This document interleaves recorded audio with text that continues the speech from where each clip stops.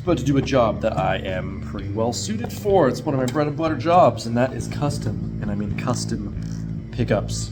I have this beautiful Burns bass in the shop right now. It's been in and out of a few other shops to try to sort out the problem that this pickup seems to, on the D string, seems to play with kind of the resonant frequency of this bass itself and produces a lot of woolly tones and vibrations. Just doesn't sound great. Now, usually, as a pickup maker, I can say that adjustable pull pieces aren't really needed a lot of the time because of the way that our string technology has developed. We don't need to work in that radius on their pull pieces like they did on the vintage pickups. However, in this case, we kind of do. We need to lower the output on that particular string that is causing all of this noise. So first things first is going to take this apart. We're going to take some measurements of the actual dimensions of the pickup, but more importantly, take some measurements of the output, the henries, the inductance that's coming out of here to make something that's going to sound the same, but be adjustable so that we can solve the other problem. And here's what that Burns looks like on the inside. I already know that these are single coil pickups just by playing them, but we're going to crack one of these open. Take a look if I can reuse the covers on them. Looks like these gold plates should be able to be removed from the rest of it so it can all just sit in there and look proper. But first I'm going to take some measurements. It's important to take measurements not just of output, because if you see my videos, output means pretty much jack. We will take some measurements of the inductances and capacitances of these pickups and build something to match. How we're going to take these measurements is we're going to hook up a multimeter, an LCR meter, to that bridge pickup. We don't have to even undo anything. We're just going to bring it in here. We're going to clip one end to the ground, one end to the hot just on the switch here. What we're going to see here is we get an output of 6.61K. What I'm really interested in though, that gives me a little ballpark. That's pretty standard, Strat size coil in terms of output. What I'm really interested though in terms of the flavor of this pickup is what the inductance is.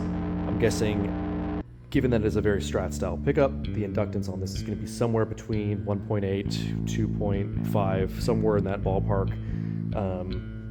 especially at 6.61. That's what we're going to do. So in order to test that, we're going to take our LCR meter and we're going to turn this over to measure the henries. And we get henries of, about 2.44 henries. So that is our goal. We're going to have 6.61K output.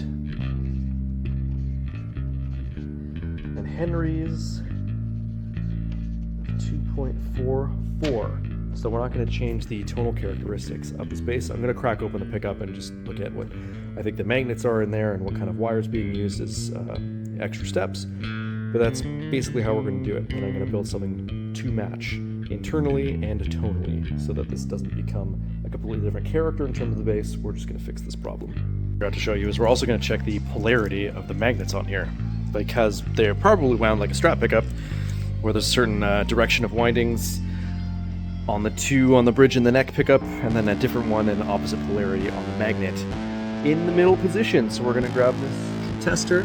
We're going to see that these are north facing, south facing, north facing. So that when we build this pickup, we have to make sure that our north side is facing up.